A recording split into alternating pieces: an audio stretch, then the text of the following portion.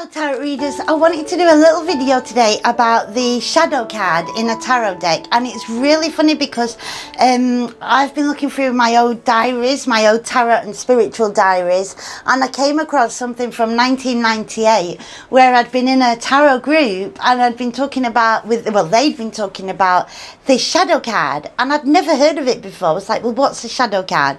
So I only remembered this the other day because I'd completely forgot the name of it. So what the shadow card is once you've shuffled your cards for your client, so whichever way you shuffle, even if you shuffle them the horrible way that I shuffle them, like that. And my daughter hates that shuffle like that, the ripple shuffle. Even if you shuffle like that, anyway, but the last card that you've shuffled is the shadow card. Now, the theory is, as soon as you've shuffled, you see the card, and straight away you can start talking to your client. So you can say like, oh, I can see at the moment you're very comfortable, you're financially stable, you're feeling very abundant and life is good for you. So you can basically start the reading like that. Now, I tried this a few times back in the day. I tried it a few times and it worked a few times for me. It really did. Whatever I said, that my client was like, oh yeah, and they were quite impressed with what I said. But I found a few problems. One of the problems was it didn't work for me all the time. And secondly, the times it did work, it kind of started my reading before I was ready to start my reading. I found it, I was like, oh, now I've started. Now I've got to put my cards on the table, on my spread, concentrate on my spread, but I've already started talking and now they're waiting for the next word and I haven't got my spread out.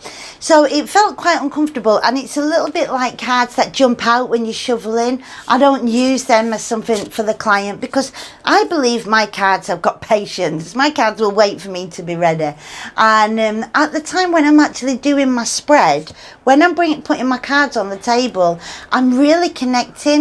And I'm in my mind, I'm saying, this is the card for this is a card for my love life, this is a card for this is a card for that. So I'm really concentrating on my spread, and if I've already opened up and said something important, it does kind of knock me off. So I stopped using the shadow card in that sense. But of course, if you use the shadow card like that, let me know in the comments, because I love hearing about how other tarot readers work.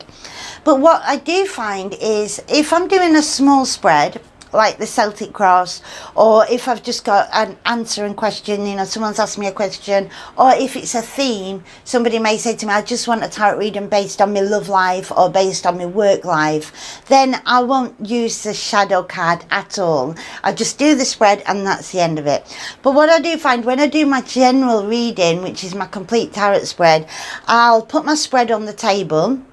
Great, I've got my spread on the table, I'm focused on that, and then after, I'm actually putting cards on top. So I may have a question on top of one of the cards that have come out. My client may have many questions, so I'm constantly adding cards. They may suddenly say, oh, I want to also know about this, so I'll add more cards. And eventually, with my readings, what happens is I actually come to the 77th card, and then I've only got one card left.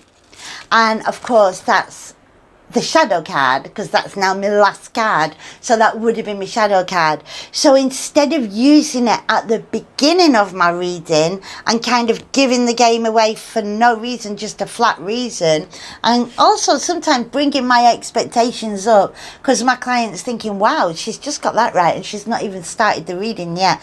And then the next thing I say, the next words that come out of my mouth have to be pretty good to kind of follow that. And it doesn't work like that as a tarot reader. So now I've got no cards left. My last card is the shadow card. So now what I will do is I will say, right, this is your last card, and your last card is showing me, and I will incorporate that in the message of the reading. So whatever was happening in the reading, whatever was going on in the reading, I'll now bring that into the reading. And now it's like the last page of a book. It's the exciting card. It brings it all together. It's like the end, it's that exciting bit, and then you get them last letters, the end.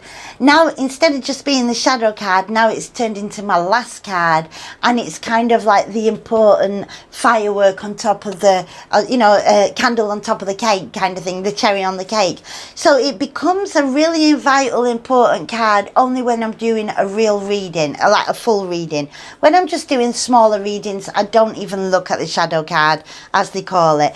But what I never do now is just shuffle my cards, see what's the last card, start talking, start giving some of the information, then stop while I put my spread on the card, read on the table, and then continue. I don't ever work like that.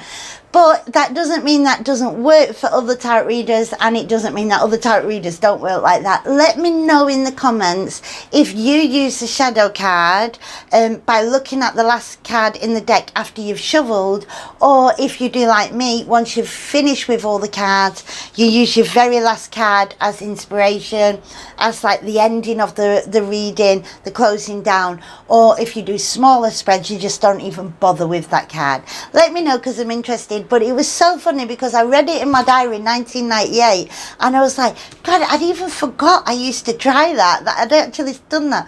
And one time I remember doing it because I've got it in my diary as well, but I also remember it was for somebody, and I was using the Ancestral Path Tarot, and the fill card is a tarot reader. And it, you know, the fill card was the shadow card. So before I even started the reading, I was like, oh, I can see you're a tarot reader. And my client was like, yeah, I am. Oh my God. Oh wow. How did you know that? And then of course the next things I said when I got my spread on the table wasn't that exciting. So it was a bit of a letdown. Although it was right, but it was a bit of a letdown. I'd rather have left it till the end. And, you know, I would have seen that she was on the spiritual path in my reading. I would have seen where she was going, and then at the end I could have kind of brought in that fill card with the image of the tarot reader in there and mixed it all with the reading, and she would have probably gained a lot more. But there you go, you live and learn. Thank you for watching this video. If you want more videos from me, hit like, subscribe and share my channel.